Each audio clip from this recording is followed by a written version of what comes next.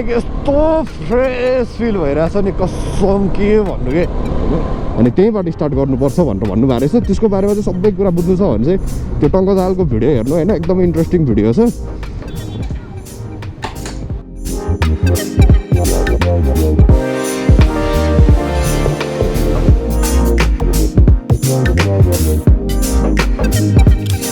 What's up beautiful family, it's a middle rider and welcome back to my channel after a long period of time हैन अनि त्यसपछि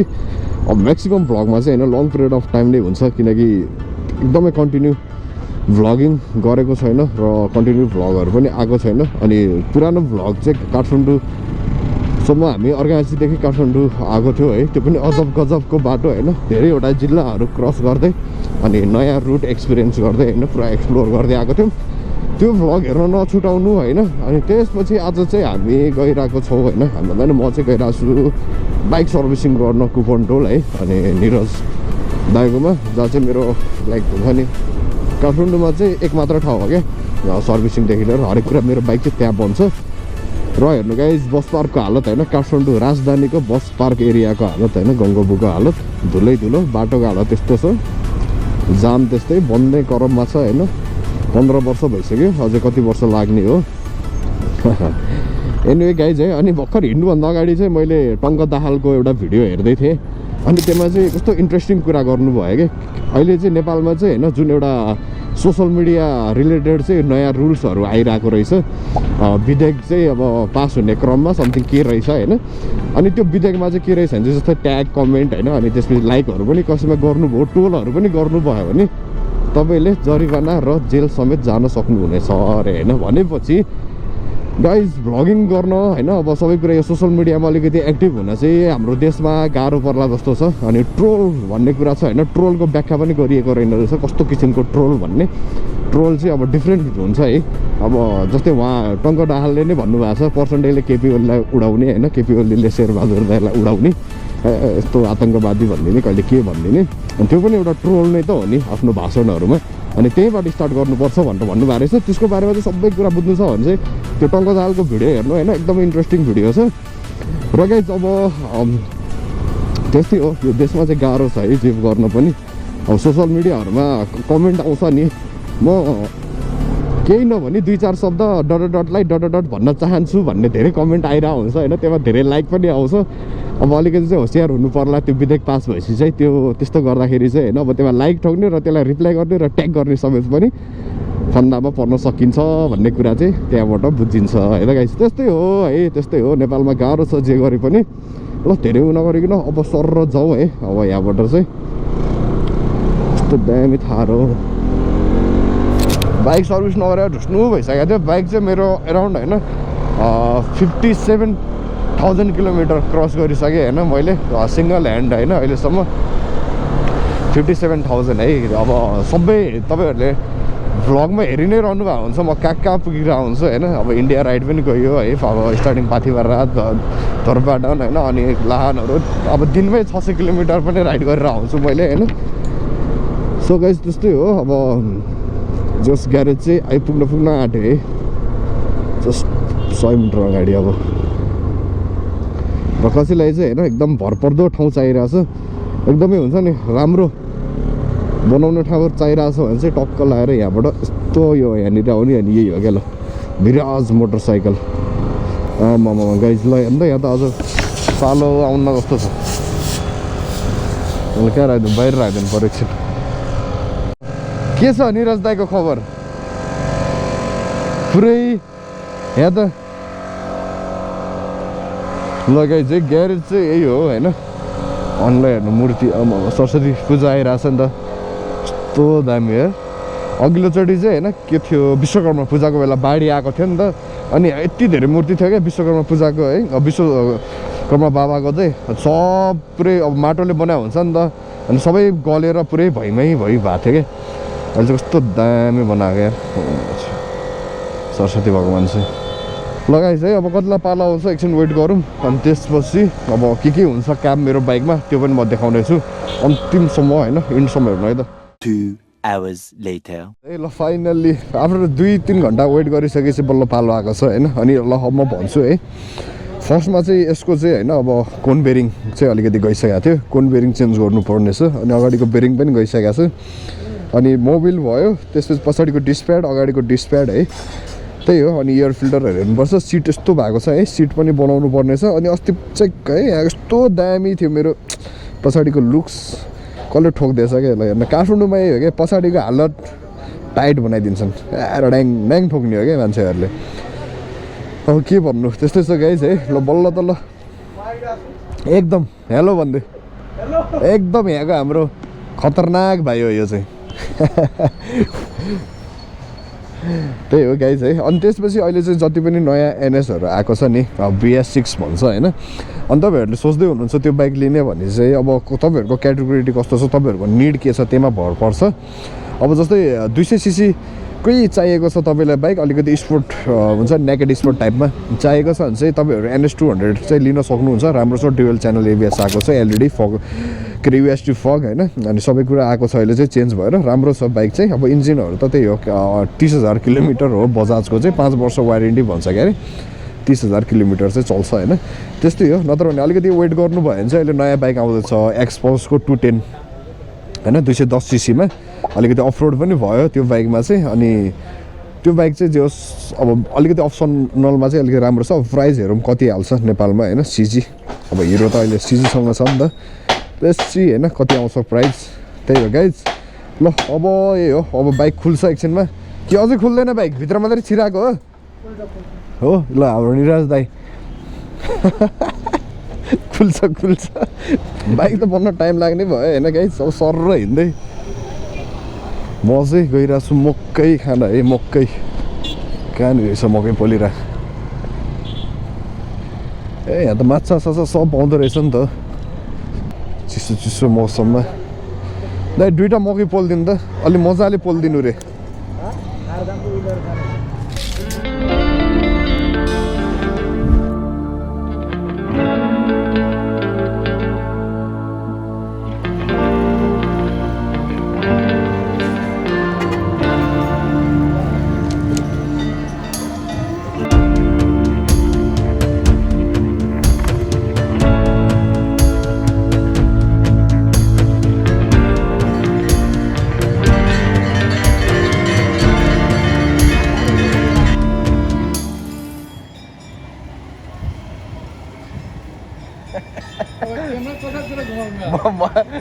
ए हालिदिने हो तपाईँको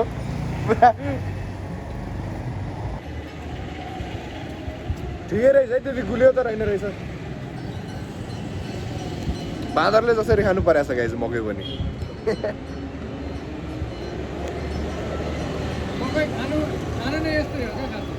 फोकेर कहाँ खान सकिन्छ यो बेस सिजनको मकै सबको हातमा मकै छ क्या यस्तो भइसक्यो मेरो ल निरदाईको तर्फबाट मकै आज वेटिङ चार्ज होइन तपाईँले सर्भिस चार्ज चाहिँ के को लिनुहुन्छ त्यो भन्नु क्या पहिला पेट्रोल मेरै बाइक मेरै सब सामानको रेट मेरै अनि यो पेट्रोल निकाल्न जरुरत के छ त्यो भन्नु न 5,000 सर्भिसिङमा बाइक हाल्दाखेरि केही नहुने अनि 100 रुपैयाँ पेट्रोल दिँदाखेरि तपाईँलाई 100 रुपियाँको पेट्रोल ल्याउँदा बिहानै हेरेँ काठमाडौँ कति यत्रो ठुलो ब्लग दाइ ब्लगर भएर के गर्नु पैसा कमाउनु पर्यो नि तपाईँ जस्तो दिनै कमसेकम पनि 15-20 वटा बाइक सर्भिस गर्छ होला दिनमा एउटा बाइकबाट करोडपति हुने बेला भइसक्यो निरज दाइ गाडी लिँदैछु देखियो गाइज यस्तो छ तपाईँ पनि आउनु होइन यहाँ अनि जे होस् पेट्रोल चाहिँ निकाल्छ है दाइले पेट्रोल भरेर यहाँ पेट्रोल हाल्छ यस्तो भइरहेछ है गाइज ओए मेरो हात कहाँबाट काट्यो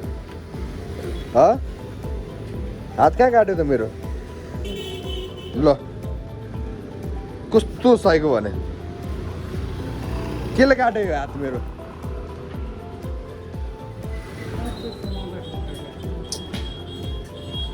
मकै पो खाएको मकै खाँदा हात काट्यो दाँतले टोक्दा हातै टोक्यो जस्तो छ होइन यार के छोएँ मैले अनि त्यसले हात काटेँ थाहा पनि छैन क्या मलाई शिट गाइज होता है भैया जी का चड्डी दिखता है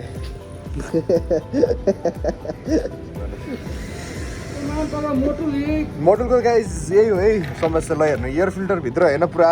स्विमिङ पुल बनाएर बसिरहेको हुन्छ अब जति मोटुले राख्नुहुन्छ एनएसमा चाहिँ त्यो प्रब्लम फेस गर्नुहुन्छ होला सबै होइन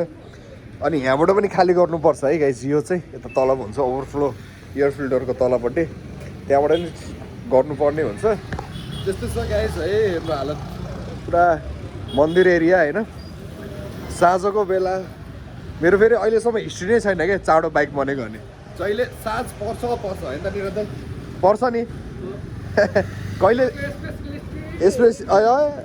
बाइक किनेदेखि अहिलेसम्म मेरो बाइक दिउँसोमा बनेको रेकर्डै छैन क्या साँझ पर्छ कि रात पर्छ क्या किन गाइज त्यस्तै हुन्छ क्या जहिले पनि होइन त्यस्तै छ गाइज होइन यो भ्लग चाहिँ अलिकति डिफ्रेन्ट टाइपको भ्लगिङ गरिरहेको छु मैले चाहिँ आज होइन अलि हुन्छ नि अब मोटो भ्लग गरिरहेको बानी यस्तो गर्दाखेरि चाहिँ अलिकति अर्कै फिल भइरहेछ मलाई त्यही पनि ठिकै छ अब निरज दाइको यसो हुन्छ नि आउनु है गाइज निरज दाइको पसलमा टक्क लगाएर यस्तो तरिकाले रातै रहेछ तैँले पनि मोटुल होइन दाइ तर मैले यो 25,000-3,000 कुद्यो होइन कुद्न त चेन्ज गर्ने त बेला त भइसकेको थियो त्यो भिस्कोसिटी हुन्छ नि त मोबिलमा अनि त्यो भिस्कोसिटी चाहिँ भनेको चिफ्लोपन मोबिलले त्यो चिफ्लोपन चाहिँ घटिसकेको छ है गाइज यस्तो भइसकेको छ एकदम चिफ्लो हुन्छ क्या नयाँ भन्नु भन्नु त्यहाँ त दाइ त्यही हो नि ल हेर्नु ल लगाइज हेर्नु ओभरफ्लोमा मैले बाइक सिकेकै डिस्कभरबाट हो कि बाइक चलाउनै सिकेको अनि यो निरज दाइको बाइक मैले धेरै चलाएँ यार मेरो बाइक थन्किँदाखेरि हो निरज दाइ हेर्नु बेलुकाको टाइम कस्तो दामी देखेँ त्यही देखिरहेछ पुरा गोल्डेन सनसेट भइरहेछ है गाइज कता हामी सिधै जाने हो निरज दाइ मैले त न्यू हेलमेट हाउसबाट सामानहरू ल्याउँछ नि न्यू हेलमेट हाउस भयो अनि त्यसपछि अर्को हाम्रो फ्युजनबाट त्यो चाहिँ यतै छ है गाइज नजिकै छ लोकेसन भन्छन् तपाईँहरू दुइटामा आउँदो रहेछ यो लैजाउँ त नयाँ मलाई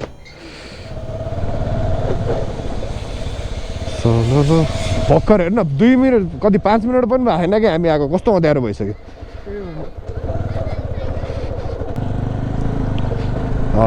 काठमाडौँको भ्यू हेर्नु त डाँडा पारी ए दाइ यार झुकिन्छ नि त गियर बढाउँदा पछाडिको खालि पछाडि थिचिरहेको हो यार दाइ मलाई पनि लाग्छ यहाँ त यो चोक त डेन्जर छ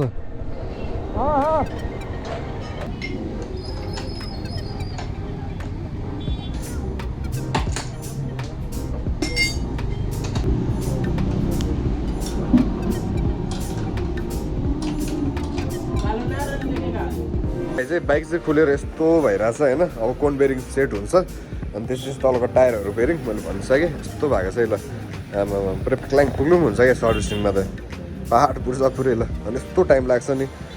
म कति 2 बजीतिर आएको 1-2 बजीतिर 7 बजिसक्यो कति अझै लाग्छ 1-1.5 घन्टा त मजाले यस्तो भएको छ क्या एजुकेन्सी बजा त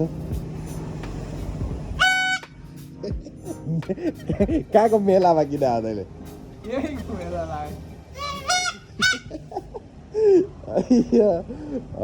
यस्तो छ भाइको भाइले समाएर बसी गऱ्यो निरज दाइ गायब ए दाइ यो स्ट्याचु भएर बसिरहेछ यो भाइ स्ट्याचु भएर 8:30 भइसक्यो नि लगाइ चाहिँ बाइक चाहिँ फिट भइसक्यो रेडी भइसक्यो होइन लगभग अब जे बन्नु थियो बनिसक्यो अनि मोटुल उ त्यो बट्टाले त रे भाइ त्यो बट्टाले त मोटुल चाहिँ मैले यो युज गर्ने गरेछ है 10W50 अनि नयाँ स्टिकरमा आएको रहेछ अब ओरिजिनल नै होला पक्कै पनि मानौँ होइन किनकि मोटुलमा लास्ट घप्ला हुन्छ है गाइज सो त्यही भएर अनि अर्को मोबिल पनि आएको रहेछ अर्को मोबिल चाहिँ यो हो है डिटिएस है होइन अब बजाजले चाहिँ पहिला यो युज गर्थ्यो अनि बिचमा रोकेको थियो अनि अहिले फेरि आउन थालेछ यो चाहिँ सोरुममै आउन थाल्यो अरे 20W नि राम्रो हुन्छ है अब लगभग 1500-2000 सम्म कुदाएर मोबिल चेन्ज गर्ने हो भने चाहिँ यो नि बेटर छ अब मोटुल हाल्यो भने चाहिँ अलिक बेसी कुद्छ होइन अब 3500-3500सम्म पनि मजाले ह्यान्डल गर्न सक्छ त्यो गाइज ल अब काम धन्दा सकिसकेको छ होइन त निरो दाइ कति बज्यो मात्र 8:30 बजे गाइज 2 बजे आएर 5 बजेबाट स्टार्ट भयो 3 घन्टा लाग्यो बाइक बन्न चाहिँ अनि त्यस्तै हो ल अब जोस् वासिङ बाँकी छ वासिङ होस् अनि रात पनि परिसक्यो गाइज होइन अब तपाईँहरूलाई यो भ्लग कस्तो लाग्यो के लाग्यो होइन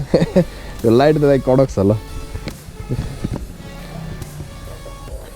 कस्तो लाग्यो के लाग्यो भनिदिनुहोस् है कमेन्ट गरिदिनुहोस् सबै भ्लगहरू हेर्दै गर्नुहोस् कन्टिन्यू होइन नयाँ भ्युवर्स हुनुहुन्छ भने चाहिँ वेलकम टु माई च्यानल है वन्स अगेन